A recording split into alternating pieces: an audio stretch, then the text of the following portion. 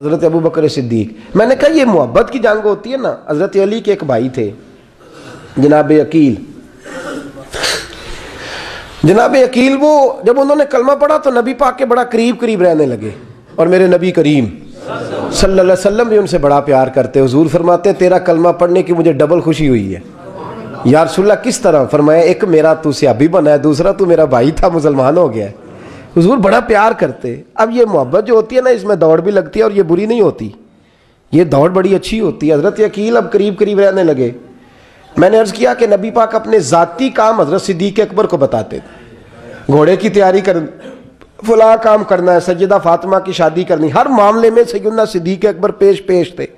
اب جب عقیل بن ابی طالب آئے تو حضور کا پیار تھا ان سے بھی. اب محبت کی جنگ چھڑ گئی. اب جناب عقیل کہتے ہیں میں کہنے لگا یار یہ کہیں پیچھے ہوتا ہی نہیں، ہر معاملے میں اسے پیچھے بٹھاؤ بھی تو آگے آ جاتا ہے، اس نے کیا کمال کر دیا ہے. کہتے ہیں آہستہ آہستہ نا میں جوان تھا، ابھی نوجوانی کا عالم تھا، تو وہ خاص پہلو میں سمجھنے سے ابھی قاصر تھا. توجہ ہے آپ کی؟ کہتے ہیں ایک دن نا بڑی باتوں میں حضور فرماتے ابو بکر میرا گھوڑا تیار کرو، تو کہتے ہیں میں دوڑ کہتا تو چھوڑ میں کرتا ہوں. کہتے ہیں وہ چپ کر جاتے. جتنی جگہ وہ مجھ سے بن سکا میں نے روکا. حضرت صدیق اکبر بولے، کہتے ہیں ایک دن نا مسجد کی پہلی صف میں بیٹھا تھا. میں نے پچھلے جمعے بھی کہا تھا اگے ہو بوے جڑا پہلوں آئے، یہ حکم ہے نا حدیث میں، پہلے آئے اور آگے بیٹھ جائے، گدنے پھلانگنے سے منع کیا. کہتے ہیں ابو بکر صدیق، توجہ ہے آپ کی، ان کی عادت تھی کہ جمعے والے دن مسجد کی صفائی کرتے اور صفائی کر کے سب سے آگے بیٹھ جاتے. بات ذرا میں نے قریب ہو کے سن دی، پاس بیٹھ جاتے. عقیل بن ابی طالب کہتے ہیں میں بھی آیا سیدنا صدیق اکبر، اور مجھے کئی دنوں سے جلال تھا کہ یہ پیچھے ہوتا ہی نہیں. کہتے ہیں میں آیا تو حضرت ابو بکر آگے بیٹھے تھے، تو میں نہ جان بوجھ کے، بچہ تھا اور محبت تھی سرکار سے، ابو بکر سے بغض نہیں کوئی، خدا رہا اس بات کو ضرور ذہن میں رکھیں. فرماتے میں نے کہا ابو بکر اٹھ. مزے کی بات یہ ہے کہ جس مسجد میں صدیق اکبر بیٹھے ہیں اس کی جگہ بھی انہوں نے خرید کے دی ہے. مسجد نبوی کی زمین کی سب سے پہلی رقم حضرت ابو بکر صدیق نے ادا فرمائی. اٹھ. کہتے اٹھے، پیچھے چل. توجہ ہے آپ کی؟ آنکھ کے تو ویکھے کو کسی نے، پاویں مہڑا ہوئے تو پاویں تو چھوٹا بندہ آنکھے تو پھر تو دی خیر ہی نہیں، عمر میں چھوٹا ہو یا مال میں. اٹھ چل پیچھے. اللہ اکبر. حضرت علی دیکھ رہے تھے. کہتے ہیں سیدنا صدیق اکبر اٹھے، پچھلی صف میں، پھر اس سے پچھلی صف میں، پھر اس سے پچھلی صف میں، 7ویں صف میں پہنچ گئے اور وہاں ہاتھ باندھ دیے. کہنے لگے شہزادے اجازت دے تو یہاں بیٹھ جاؤں، تو رسول اللہ کا خاندان ہے، اجازت دے تو یہاں بیٹھ جاؤں. حضرت عقیل کہتے ہیں بیٹھ جاؤ. حضرت ابو بکر صدیق چپ کر کے پیچھے مل جائے وہی کافی ہے. 7ویں صف. شہزادے یہاں بیٹھ جاؤں. میں بیٹھ جا. وہاں بیٹھ گئے، نماز جمعہ پڑھا، سب چلے گئے. حضرت علی حضور کی بارگاہ، یا رسول اللہ عقیل کو تو کچھ سمجھائے. حضور نے فرمایا کیا ہوا؟ کہ حضور اکثر ابو بکر صدیق سے یاڑ جاتا ہے، آج بھی پہلی صف سے اٹھا کے 7ویں صف میں. شکایت تو حضرت عقیل کی لگ رہی ہے نا، اور حضور فرماتے علی تو عقیل کی چھوڑ، بتا ابو بکر نے کیا جواب دیا ہے. تو ابو بکر کی بتا، تو اس کی چھوڑ، تو اس کی، تو میرے دوست کی، میرے یار کی، میرے خلیل کی بتا. تو حضرت علی رو پڑے. کہنے لگے محبوبہ ابو بکر جیسا درد کہاں سے ڈھونڈ کے لائے. تو چپ کر کے 7ویں صف میں گیا اور اس نے کہا تو خون رسول ہے، تیری نسل پاک میں ہے بچہ بچہ نور، تو ہے نے نور تیرا سب گھران. چپ کر کے بیٹھ گیا. حضور نے فرمایا بلاؤ ابو بکر کو، عقیل کو بھی بلاؤ. دونوں آ گئے. حضور نے فرمایا ابو بکر جمعے میں کیا ہوا ہے؟ عرض کی حضور کچھ بھی نہیں. حضور نے فرمایا تجھے کسی نے صاحب سے اٹھایا؟ کہا نہیں یا رسول اللہ نہیں. آپ کو کس نے بتایا؟ حضور کیا؟ فرمایا نہیں میں نے سنا ہے کہ تجھے عقیل نے. کہا حضور وہ شہزادے آئے تھے، انہوں نے یار اتنا جذبہ دنیا کہاں سے ڈھونڈ کے لائے گی. بلے شاہ اوتھے ککھ نہیں بچدا جتھے عشق نے لایا ڈھیرا. کہا حضور یار یہ لفظ تاریخ میں ڈھونڈو گے تو نہیں ملے گے. میرے ابو بکر صدیق کیا فرماتے ہیں؟ کہا حضور وہ نسل رسول کا شہزادہ ہے نا، اس نے ابو بکر کو 7ویں صف میں ابو بکر کا بیٹھنا پسند کیا تو ابو بکر راضی ہے. حضور اس نے یہاں بیٹھنا پسند کیا، تیری نسل پاک میں بچہ بچہ نور، تو ہے نے نور تیرا. اور کہا حضور وہ خاندان ہے، میں خادم ہوں، فرق تو ہے نا. تو وہ خاندان ہے، میں خادم ہوں۔ میرے رسول کریم صلی اللہ علیہ وسلم نے بلایا جناب عقیل کو، ڈانٹا نہیں، محبت فرمائی۔ سرکار نے فرمایا عقیل بیٹے بیٹھ جا، میں تجھے سمجھاؤں۔ پھر حضور نے بات چھیڑی، فرمایا تجھے پتہ ہے میرا ابو بکر کون ہے؟ عرض کی حضور میں، فرمایا نہیں سن، مکے میں سارا مکہ میرا دشمن تھا، یہ میری تنائیوں کا دوست تھا۔ فرمایا لوگ تلواریں لے کے آتے تھے مجھے مارنے، اور اس کی تلوار اٹھتی تھی، کہتا تھا پہلے میں مروں گا پھر کوئی مصطفیٰ تک جائے۔ تجھے پتہ ہے یہ کون ہے؟ حضرت ابو بکر صدیق ہاتھ باندھے، حضور میں نوکر ہوں یا رسول اللہ، میں نے کوئی شکایت ہی نہیں کی۔ فرمایا عقیل یار ادھر بیٹھ بیٹے، میں تجھے بتاؤں۔ کہا لوگ مجھے شیب ابی طالب میں قید کر آئے تھے، میری بیٹیاں پتے کھا کے گزارا کرتی تھی۔ یہ ابو بکر تھا پورے مکے میں جو ظلم سہ سہ کے میرے تک غلہ اور اناج لے کے آتا تھا۔ فرمایا عقیل ادھر آ، میں تجھے بتاؤں، تیرا خاندان تیرا قبیلہ سوائے مولا علی شیر خدا کے، فرمایا وہ سب لوگ میرے ساتھ پیار کرتے تھے، ہمارے اوپر انہوں نے مکے کی زمین تنگ کر دی۔ فرمایا میں مکے سے نکلا تھا، ابو بکر کی بیٹی غار ثور میں کھانا پکا کے لاتی تھی، اس کا بچہ بکریوں کا دودھ لے کے آتا تھا۔ فرمایا یہ جان پہ کھیل کے میری نگرانی کرتا تھا۔ فرمایا تجھے پتہ ہے جس جگہ تو بیٹھا ہوا ہے نا، یہ مسجد کی زمین بھی ابو بکر صدیق نے خرید کے دی۔ حضرت سیدنا عقیل یا رسول اللہ غلطی، حضرت ابو بکر کہتے ہیں حضور واللہ و رسول و منو، میرے اوپر اللہ رسول کے احسان ہے۔ آخری لفظ میرے حبیب نے کہے، حضور نے فرمایا عقیل میرے پاس جس کے بھی پیسے آتے ہیں میں بیگانے سمجھ کے خرچ کرتا ہوں، میں کہتا ہوں فلانے کے ہیں، وہ پوچھے گا کہاں لگے، لیکن ابو بکر کے پیسے آتے ہیں تو میں اپنے سمجھ کے خرچ کرتا ہوں۔ اور میرے رسول کریم صلی اللہ علیہ وسلم نے فرمایا میرے ساتھ جس نے نیکی کی میں نے بدلہ چکا دیا ہے، ابو بکر کا میں نے بدلہ دیا ہی نہیں۔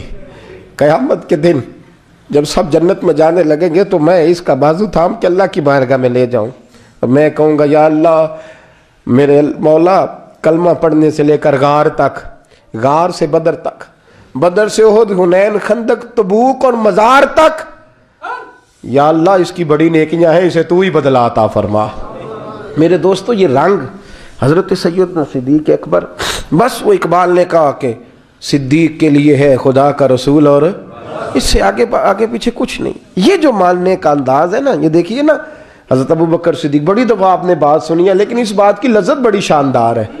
حضرت عمر نے طبیب بلایا ہے ابو بکر کو دکھانے کے لیے ملک شام، پہلے مانتے نہیں تھے، مولا علی کی سفارش ڈالی، پھر دونوں لے کے آئے، سیدنا علی المرتضیٰ بیٹھے ہیں، حضرت عمر بیٹھے ہیں، کہتے ہیں طبیب کو چیک کرو، ملک شام کا بڑا ڈاکٹر ہے۔ چیک کر لیا تو ڈاکٹر کہنے لگا کوئی مرض نہیں، کوئی تکلیف نہیں، کمزوری بڑی ہے، کمزوری بڑی ہے، ان سے پوچھے انہیں کیا مرض ہے۔ تو حضرت عمر کہنے لگے یار بول کیا مسئلہ ہے تجھے، کیوں اتنا کمزور، اتنا بیمار رہتا ہے، کیا پرابلم ہے، کیا مسئلہ ہے؟ تو حضرت ابو بکر صدیق نے آنکھیں کھولیں اور کہنے لگے عمر تو قسم اٹھا کے بتا، تجھے پتا نہیں مجھے کیا مسئلہ ہے؟ تو اٹھا نہ قسم، جنہاں دے دل بر جانی وچھڑن، کون روے پھر تھوڑا، سب روگاں دائی روگ محمد جس کا نام وچھوڑا۔ تجھے نہیں پتا تو بول، اگر خبر ہے تو پوچھتا کیوں ہے؟ میرے دوستو کمال دیکھو، مدینے میں آج بھی مصطفیٰ کو سلام کرو تو ساتھ ہی صدیق اکبر لیٹے ہوئے، ساتھ ہی لیٹے ہوئے مدینے میں۔ ابو بکر صدیق روز رات کو جا کے اس کے گھر کا کام کاج کر کے آتے۔ کام بتاؤں کیا تھا اس کا؟ جاگ رہے ہیں آپ لوگ؟ اس زمانے میں نا لوگ باتھ روم گھر میں بنا لیتے تھے، شاید پرانے لوگوں نے دیکھے ہوں، وہ اس کے اندر ہی پیشاب پخانہ رہتا تھا، وہ آتے تھے ملازم تو وہ اٹھا کے باہر پھینکا کرتے تھے، وہ بی بی گھر کے اندر پیشاب کرتی، نابینا ہے، وارث کوئی نہیں، ابو بکر صدیق آتے، امیر آدمی اور اس کا وہ پخانہ پیشاب اٹھا کے باہر پھینک کے آتے، پھر اس کے گھڑے میں پانی بھر کے لاتے، پھر اس کے گھر میں جھاڑو دیتے، پھر اس بوڑھی عورت کو کھانا کھلاتے، پھر اس کو خرچہ دیتے، پھر اس کو کہتے کہ فلاں آدمی کی تیرے پڑوسی کی میں نے ڈیوٹی لگا دی ہے، ضرورت ہو تو اس کو کہہ دینا۔ بڑے زمانہ خدمت کی۔ ایک دن حضرت عمر فاروق اس بی بی کے دروازے پہ چلے گئے، دستک دی، اس نے کہا کون ہے دروازے؟ کہا میں عمر فاروق ہوں، عمر بن خطاب ہوں، پتہ چلا ہے آپ لوارث ہیں، میرا دل کرتا ہے میں آپ کے گھر کا کام کاج کر دیا کروں۔ تو بی بی کہنے لگی نہیں، ایک بندہ آتا ہے کئی سالوں سے وہ کر رہا ہے مجھے وہی ٹھیک ہے، ایک آتا ہے بڑے سالوں سے کام کرتا ہے وہی ٹھیک ہے۔ تو حضرت عمر کہنے لگے میں نے بھی کام ہی کرنا ہے، کچھ اس سے کرا لیں، کچھ مجھے موقع دے دے نیکی کا۔ کہنے لگی نہیں وہی ٹھیک ہے۔ تو فرمانے لگے میرے اندر کیا نقص نظر آیا ہے، اماں جی مجھے بھی ٹائم دیں۔ تو بی بی کہنے لگی نہیں وہی صحیح ہے۔